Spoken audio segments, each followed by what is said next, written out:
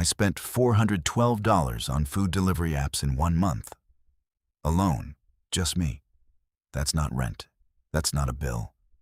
That's just me being too lazy to cook.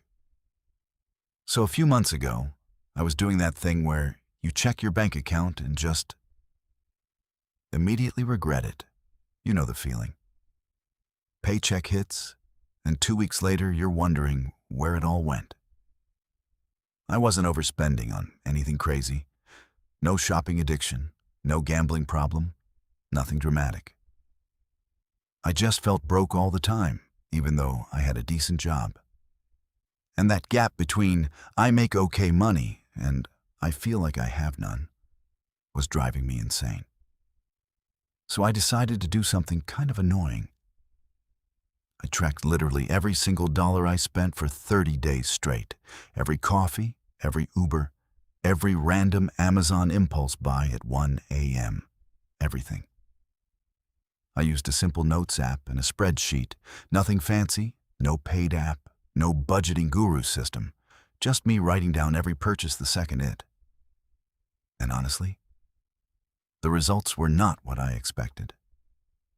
Let's get into it.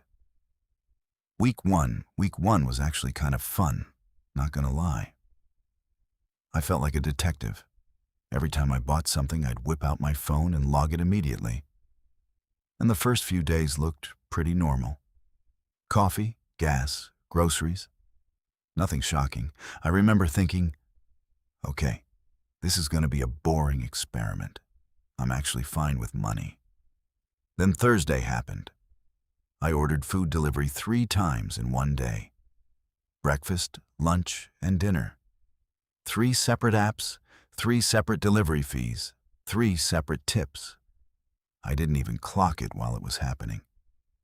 I was just tired and didn't want to think about food.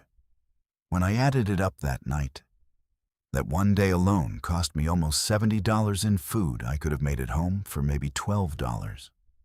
That was the first moment I felt a little sick reading my own numbers. Week 2. Week 2 is where the small purchases pattern really started showing up.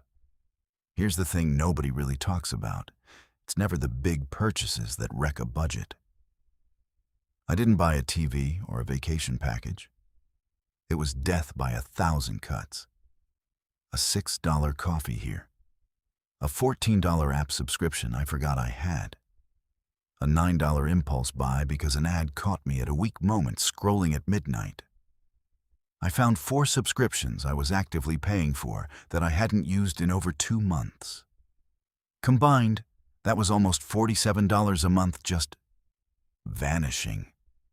Money I wasn't even getting anything from. That one stung more than the food delivery thing, honestly, because at least the food delivery I was enjoying in the moment. The subscriptions were just money leaking out, silently, while I did nothing. Week 3. By week 3, I started noticing patterns instead of just individual purchases. This is where it got interesting. I noticed I spent way more money on days I was stressed or tired. Like, noticeably more. If I had a rough day at work, I'd almost always end up ordering food or buying something small online that night. It wasn't really about the item. It was more like a reward system. A today sucked, I deserve this kind of thing. I'm not a psychologist or anything. I'm just telling you what my own spreadsheet showed me. Stressed days equals spending days. That was just true for me, week after week. I also noticed something with grocery shopping. I was buying groceries and still ordering delivery multiple times a week. So I was basically paying twice for food. Once for stuff that sat in my fridge and went bad, and once for delivery because I didn't feel like cooking the stuff I already bought. That felt like the dumbest discovery of the whole month, and also the most obvious one once I actually saw it written down. Week 4, the final numbers. Okay, so here's where it all added up. Total spending for the month, not counting rent or bills. So this is just discretionary, day-to-day spending. came out to just over $1,380. Breaking that down roughly, food delivery and takeout ended up being the single biggest chunk at $412. Subscriptions I barely used added up to $47. Random small purchases, think convenience store stuff, impulse buys, little app purchases, came out to almost $190. And transportation, mostly ride shares I took because I didn't feel like walking or waiting for a bus, was close to $160. The rest was groceries, gas, and normal stuff I actually expected. Here's what actually shocked me, though. It wasn't the total number. Honestly, a lot of people probably spend similar amounts and don't think twice about it. What shocked me was how much of it I genuinely could not remember spending. Like almost $300 of that month, I had zero memory of when I looked back. It just happened in the background of my life. That's the part that got me, not the dollar amount, the invisibility of it. So what did I actually take away from this? Honestly, I don't think the lesson is stop buying coffee or never order food again, because that's not realistic and it's kind of a boring take at this point. Everyone's heard that one. For me, the real lesson was that I had zero awareness of my own spending before this. I wasn't being reckless on purpose. I just wasn't paying attention, and my brain filled in the gap with, I probably don't spend that much, which turned out to be completely wrong. The other thing I noticed is that a lot of my spending was emotional, not logical. Tired equals delivery. Stressed equals random online purchase. Bored equals scrolling and buying something small. None of that was really about needing the thing. It was about feeling something in the moment. I haven't overhauled my entire life because of 1 month of tracking.